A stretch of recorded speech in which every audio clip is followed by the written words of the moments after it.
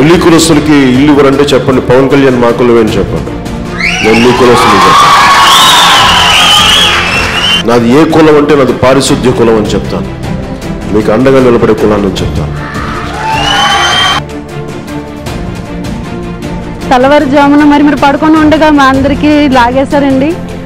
ఒంటి మీద బట్టలు కూడా సరిగా లేదు, అన్ని మొరపెట్టినా సరే ఇక్కడ మాకు బయటకు లాగేసి పడేసేసారండి.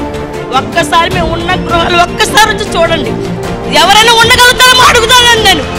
ఒక్కసారి వచ్చి మేము ఉన్న గృహాలు చూడండి ఒక్కసారి.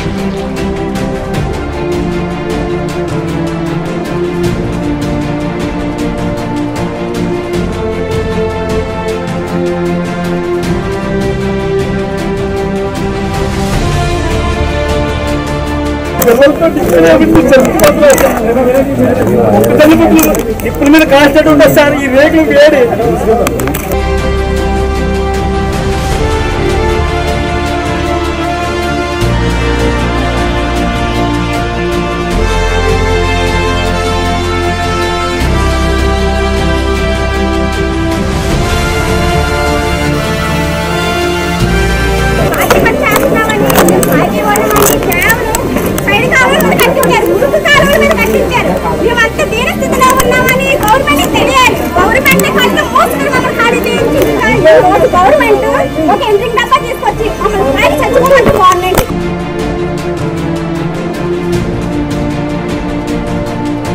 నాకు పవన్ కళ్యాణ్కి ఏ కులంలో పుట్టాలి అని భగవంతుడు అడిగితే నేను రెల్లి కులంలో పుట్టాలని కోరుకున్నాను.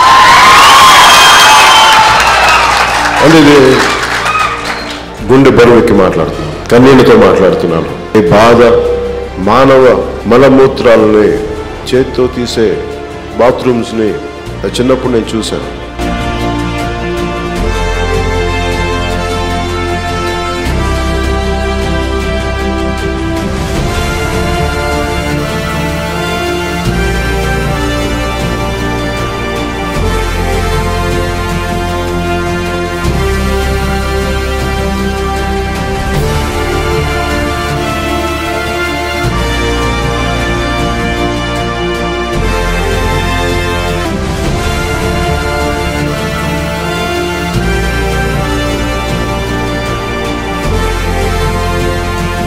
అంబేద్కర్ విగ్రహాలకి దండలేయడం కాదమ్మా.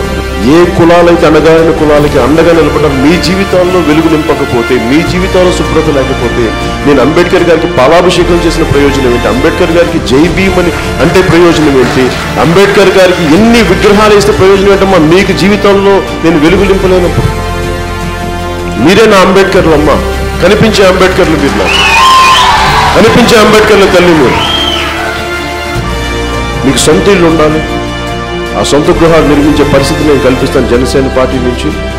అది కూడా ఏ మారుమూల డ్రైనేజీల్లోనూ దుర్గంధపూరితమైన వాతావరణంలో కాదు, దోమలు కుట్టి పిల్లలు చచ్చిపోయే వాతావరణంలో కాదు, ఆహ్లాదకరమైన వాతావరణం, మంచి వాతావరణం, పచ్చని చెట్ల మధ్యలో, చెట్లు లేకపోతే పచ్చని చెట్లు నాటించి పిల్లలకి విద్యాబుద్ధులు వికసించేలాంటి వాతావరణంలో, చక్కటి వాతావరణంలో మనం మీకు అభివృద్ధిని ఏర్పాటు చేస్తాం.